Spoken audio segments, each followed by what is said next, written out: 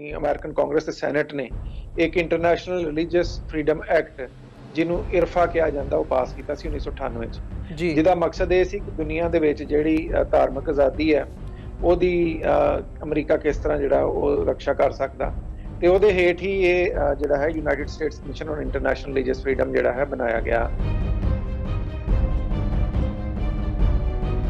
ਜਿਹੜੇ ਮੁਲਕਾਂ ਦੇ ਵਿੱਚ ਬਹੁਤ ਜ਼ਿਆਦਾ ਘਾਣ ਹੁੰਦਾ ਧਾਰਮਿਕ ਆਜ਼ਾਦੀ ਦਾ ਜਾਂ ਘੱਟ ਗਿਣਤੀਆਂ ਦਾ, ਉਹਨਾਂ ਨੂੰ ਇਹ country of particular concern the recommendation state department ਨੂੰ ਦਿੰਦੇ ਨੇ। ਭਾਰਤ ਜਿਹੜਾ ਹੈ ਇਹ ਦੂਸਰੇ ਸਾਲ ਇਸ ਵਾਰੀ ਫੇਰ country of particular concern declare ਹੋਇਆ ਹੈ। ਇਹਨੂੰ ਜੇ ਆਸਾਨ ਸ਼ਬਦਾਂ 'ਚ ਕਹਿਣਾ ਹੋਵੇ ਤੇ ਇਹ ਜਿਹੜਾ ਕੰਟਰੀ ਆਫ ਪਾਰਟੀਕੂਲਰ ਕੰਸਰਨ ਦਾ ਮਤਲਬ ਬਲੈਕ ਲਿਸਟਡ, ਬਜਾਏ ਦੇ ਕਿ ਰਿਪੋਰਟ ਜਿਹੜੀਆਂ ਸਪੈਸੀਫਿਕ ਰਿਕਮੈਂਡੇਸ਼ਨਸ ਨੇ ਭਾਰਤ ਉੱਤੇ ਕੋਈ ਅਮਲ ਦਰਾਮਦ ਕਰੇ। ਭਾਰਤ ਜਿਹੜਾ ਉਹ ਨਿਖੇਧੀ ਕਰਦਾ United States Commission on International Religious freedom ਦੀ, ਔਰ ਇੱਥੇ ਕੁਝ ਹਿੰਦੂਤਵੀ ਸੰਸਥਾਵਾਂ ਹੈਗੀਆਂ ਅਮਰੀਕਾ 'ਚ ਜਿਹੜੀਆਂ ਬਜਾਏ ਦੇ ਕਿ ਉਹ ਰਿਪੋਰਟ ਦੀਆਂ ਰਿਕਮੈਂਡੇਸ਼ਨ ਜਾਂ ਜੋ ਕੁਛ ਉਹ 'ਚ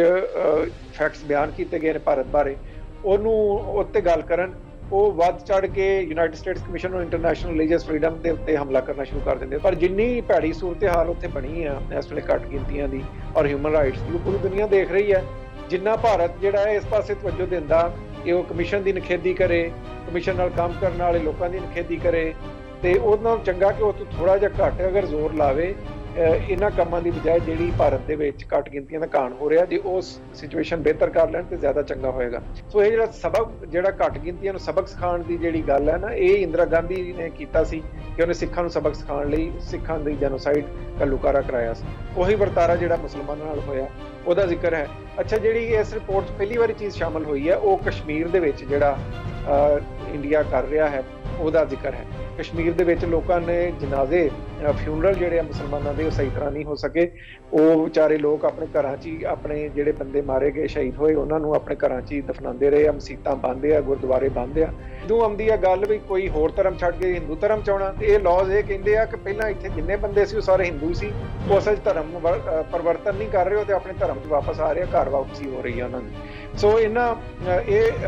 ਐਸੇ ਦੋਹਰੇ ਲਾਜ਼ ਆ ਵੀ ਜੇ ਕਿਸੇ ਨੇ ਹਿੰਦੂ ਧਰਮ ਨੂੰ ਛੱਡ ਕੇ ਜਾਣਾ ਵਾ ਤੇ ਉਹ ਜਾ ਨਹੀਂ ਸਕਦਾ, ਜਾਏਗਾ ਤੇ ਉਹਦੀ ਸਜ਼ਾ ਵਾ। ਤੇ ਜੇ ਕਿਸੇ ਨੇ ਹੋਰ ਧਰਮ 'ਚ, ਜਿਸ ਤਰ੍ਹਾਂ ਤੁਹਾਨੂੰ ਪਤਾ ਇਹਨਾਂ ਨੇ ਘਰ ਵਾਪਸੀ ਸਕੀਮ ਹੀ ਸ਼ੁਰੂ ਕੀਤੀ ਸੀ ਜਿਸ 'ਚ ਗਰੀਬ ਮੁਸਲਮਾਨਾਂ ਨੂੰ ਤੰਗ ਕਰਕੇ ਹਿੰਦੂ ਧਰਮ 'ਚ ਸ਼ਾਮਲ ਕਰਨ ਦੀ ਕੋਸ਼ਿਸ਼ ਕੀਤੀ, ਉੱਤੇ ਇਹਨਾਂ ਕਾਨੂੰਨਾਂ ਦਾ ਇਤਲਾਕ ਨਹੀਂ ਹੁੰਦਾ। ਸੋਸ਼ਲ ਮੀਡੀਆ ਦੇ ਉੱਤੇ ਜਿਹੜੀਆਂ ਝੂਠੀਆਂ ਖਬਰਾਂ ਘੱਟ ਗਿਣਤੀਆਂ ਬਾਰੇ ਫੈਲਾਈਆਂ ਜਾਂਦੀਆਂ ਜਿਹਦੇ ਨਾਲ ਨਫ਼ਰਤ ਫੈਲਦੀ ਹੈ, ਤੁਸੀਂ ਦੇਖਿਆ ਪਿੱਛੇ 'ਚ RSS ਨੇ ਨਵੇਂ ਕਈ ਗਾਣੇ ਵੀ ਕੱਢੇ ਆ, ਕਈ ਵੀਡੀਓ ਵੀ ਚੱਲਦੀਆਂ, ਉਹਦੇ ਬਾਰੇ ਵੀ ਇਸ ਵਾਰੀ ਕਮਿਸ਼ਨ ਨੇ ਬਹੁਤ ਤਗੜੀ ਰਿਪੋਰਟਿੰਗ ਕੀਤੀ ਹੈ। ਜਿਹੜੀਆਂ ਰਿਕਮੈਂਡੇਸ਼ਨਸ ਆ ਉਹ ਵੀ ਵਧੀਆ ਵਾ ਕਿ ਜਿਹੜੇ ਕੁਝ ਸੰਸਥਾਵਾਂ ਔਰ ਇੰਡੀਵਿਜੂਅਲਸ ਹੈਗੇ ਆ ਜਿਹੜੇ ਇਹ ਕੰਮ ਕਰਦੇ ਆ, ਉਹਨਾਂ ਨੇ ਅਮਰੀਕਨ ਸਰਕਾਰ ਨੂੰ ਕਿਹਾ ਵੀ ਉਹਨਾਂ ਦੇ ਉੱਤੇ ਸੈਂਕਸ਼ਨਸ ਲਾਈਆਂ ਜਾਣ। ਮੈਨੂੰ ਆਸ ਹੈ ਜੇ ਕੱਲ੍ਹ ਨੂੰ BJP ਸਰਕਾਰ ਜਾਂਦੀ ਆ ਤੇ ਇਸ ਵੇਲੇ ਭਾਰਤੀ ਵਜ਼ੀਰ ਆਜ਼ਮ ਨਰਿੰਦਰ ਮੋਦੀ ਤੋਂ ਲੈ ਕੇ ਅਮਿਤ ਸ਼ਾਹ ਔਰ ਦੂਸਰੇ ਤੀਸਰੇ ਜਿੰਨੇ ਵੀ ਇਸ ਵੇਲੇ ਘੱਟ ਗਿਣਤੀਆਂ ਦੇ ਘਾਣ 'ਚ ਜੁੜੇ ਨੇ ਬੰਦੇ, ਉਹਨਾਂ ਸਾਰਿਆਂ ਤੇ ਜਿਸ ਤਰ੍ਹਾਂ ਇਹਨਾਂ ਦਾ ਹਾਲ ਪਹਿਲਾਂ ਹੋਇਆ ਸੀ ਕਿ ਇਹਨਾਂ ਦੇ ਉੱਤੇ ਅਮਰੀਕਾ ਦਾਖਲੇ ਦੀ ਪਾਬੰਦੀ ਸੀ, ਤੇ ਜਿਹੜੇ ਬੰਦੇ ਇੱਥੇ ਆ ਕੇ ਹਾਊਡੀ ਮੋਡੀ ਦੇ ਵਿੱਚ ਬੜਾ ਖੁਸ਼ ਹੋ ਕੇ ਗਏ ਆ ਨਾ ਵੀ ਅਸੀਂ ਬਹੁਤ ਵੱਡਾ ਇੱਥੇ ਸਮਾਗਮ ਕਰ ਲਿਆ ਸੀ ਟਰੰਪ ਦੇ ਜ਼ਮਾਨੇ 'ਚ, ਜਦੋਂ ਇਹ ਕੱਲ ਪ੍ਰਾਈਮ ਮਿਨਿਸਟਰ ਨਹੀਂ ਰਹਿਣ ਲੱਗੇ ਤੇ ਮੈਨੂੰ ਆਸ ਹੈ ਵੀ ਇਹ ਰਿਕਮੈਂਡੇਸ਼ਨ ਜਿਹੜੀ ਇਹਨਾਂ ਨੂੰ ਫੇਰ ਅਮਰੀਕਾ ਫੇਰੀ ਤੋਂ ਰੋਕ ਦੇਗੀ। ਤੇ ਸਾਨੂੰ ਆਸ ਹੈ ਕਿ ਜਿਹੜੀ ਨਵੀਂ ਜਿਹੜੀ ਐਡਮਿਨਿਸਟ੍ਰੇਸ਼ਨ ਆ ਇਹ ਭਾਰਤ ਤੇ ਦਬਾਅ ਪਾਏਗੀ ਕਿ ਇਹ ਸਿਚੁਏਸ਼ਨ ਨੂੰ ਸਿੱਧਾ ਕੀਤਾ ਜਾਏ। ਇਹ ਜਿਹੜਾ ਮੋਦੀ ਸਰਕਾਰ ਦਾ ਇਹ ਹੈ ਫਾਰਮੂਲਾ ਕਿ ਤੁਸੀਂ ਹਰ ਚੀਜ਼ ਜਿਹੜੀ ਆ ਉੱਤੇ ਪੋਚਾ ਫੇਰ ਦਿਓ, ਉਹਨੂੰ ਦਬਾਉਣ ਦੀ ਕੋਸ਼ਿਸ਼ ਕਰੋ ਮੀਡੀਆ 'ਚ ਨਾ। ਦੁਨੀਆ ਦੇਖ ਰਹੀ ਹੈ ਜੋ ਕੁਛ ਹੋ ਰਿਹਾ,